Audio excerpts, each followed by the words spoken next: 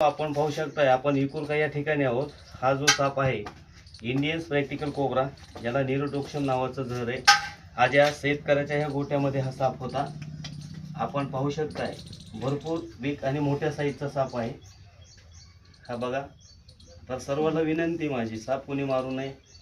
असे जर साप असतील, तुम्ही जर अशी आडगळ ठेवली तर हे साप आपल्या घरामध्ये येणारच आहे. तर आपण इकुरका या ठिकाणी साप धरलेला आहे. तर इथं न मारता ह्यांनी बोलून शेने हा साप वाचवला आहे. हीच भावना प्रत्येकाची हो, हीच इच्छा व्यक्त करतो. कारण आज शासकीय दवाखान्यामध्ये औषध गोळ्या आणि गोळी सापाच्या विषयापासून आपण साप धराचे एकही रुपये कोणाचा घेत नाहीये. भैयासाहेबांनी विचारलं होतं, आपण 20 किलोमीटर येऊन हा साप रेस्क्यू केलेला आहे. तरी प्रत्येकाने वन विभागाला किंवा सर्प मित्रांना सांगून हे साप वाचवा. जय हिंद, जय महाराष्ट्र. हां राईट, ओके. आपला व्हिडिओ काढायला लागतोय. घ्या आता काहीतरी प्लास्टिकची आपली फायबरची बरणी असेल ना तुमच्यापाशी? ठेवीत नाहीत का आपण?